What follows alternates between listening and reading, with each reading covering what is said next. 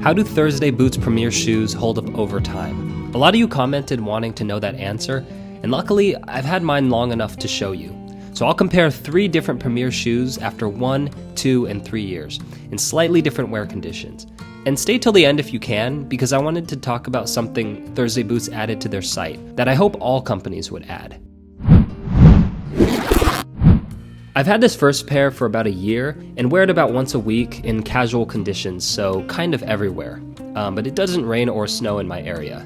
I also don't use shoe trees or treat the leather at all, so take my shoes as maybe a worst case scenario. And honestly, they've held up great. There's very minimal wear on the outsole considering how much I've worn it. There's no sole separation on the midsole, and the stitching has held up, especially in this area where the shoe bends.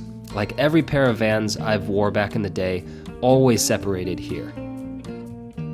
The heel has some creasing because I have a bad habit of slipping these on, but it's not too bad, and I'm surprised that the inner lining has held up as well as it has.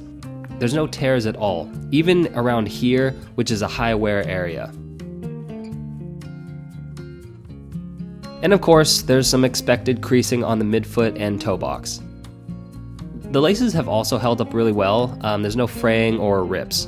So I haven't gone out of my way to take care of these, but other than the expected creasing, I think these look pretty good, and as they should after only 50 wears or so. One plus, however, is that the Premiers have become more comfortable over time, as leather shoes usually do. These started a little narrow, but they've kind of widened up a little bit. Next up is the black pair that's 2 years old, and I wear these about 3 times a week, but I only use them at the office, so in theory, these should be in similar or better condition than the first pair, even though they're a little older. So we also see no sole separation and perfect stitching.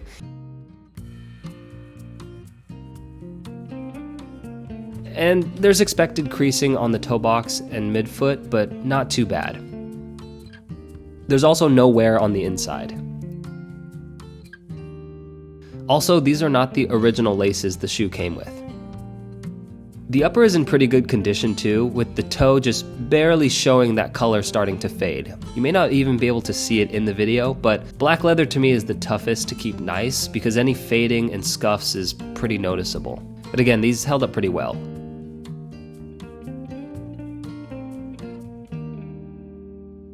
And finally, here's the first pair I ever got, in the Old English colorway. It's 3 years old and probably the best example of wear. And I've worn these as a hybrid of the first 2. For the first year and a half, I wore these about once a week everywhere. But since then, they've become my other office shoes, so I just don't wear them outdoors as much. I'm still super impressed by how little wear there is on the outsole, even after 3 years. This pair definitely has the most visible creasing on the toe and on the heel compared to the other 2, which makes sense because it's the oldest. And on this upper, you can also see effects of wear and discoloration, like some scuffs and scratches right here.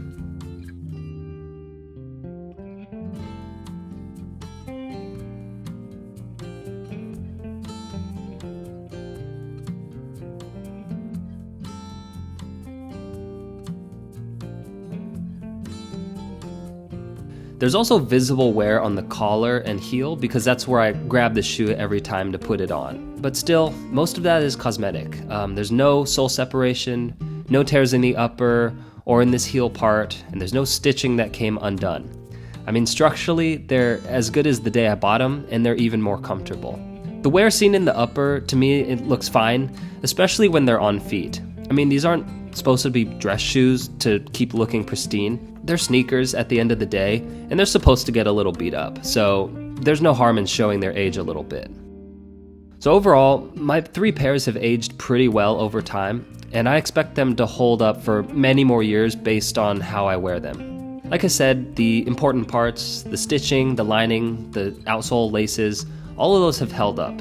And I guess for comparison, here's a brand new, never worn pair from Thursday Boots. Unfortunately, they aren't Premiers. I was waiting for winter to wear these. And thanks for sticking to the end because I actually wanted to use this pair to talk about something Thursday Boots added to their site that's really cool. So they started adding release notes, or patch notes for any gamers, to their boot listings, like right here. And it shows how this model has evolved over time, the change, the time, and what it improved. And this is cool to me for two reasons. One is that it may help me make a purchase that I was holding off on for a certain reason. For example, the Premier sneakers are kind of narrow, and maybe that stops me from getting more of them. But if I check back later and see that Thursday made an adjustment to widen the shoe, maybe that's when I can decide to purchase, where without having that info, I would just kind of swear them off from the beginning. And that peek behind the curtain has always been hidden from the customers. And the second reason is that it's just cool to see the transparency into the design changes. It lets the customer know if Thursday is listening to their customer feedback and improving. And that's just not something that most companies do, and I really wish they would. As of right now, the release notes are only on their boot listings, but I'm sure it'll be added to their other stuff pretty soon. And Thursday, if you're watching, my only critique is to make this button larger. Like, it almost doesn't look clickable. So I think it's important for people to see this stuff. Anyways, if you want to take a closer look at all these shoes, here are the video links. And comment if you want a response, and subscribe for new videos. Thanks.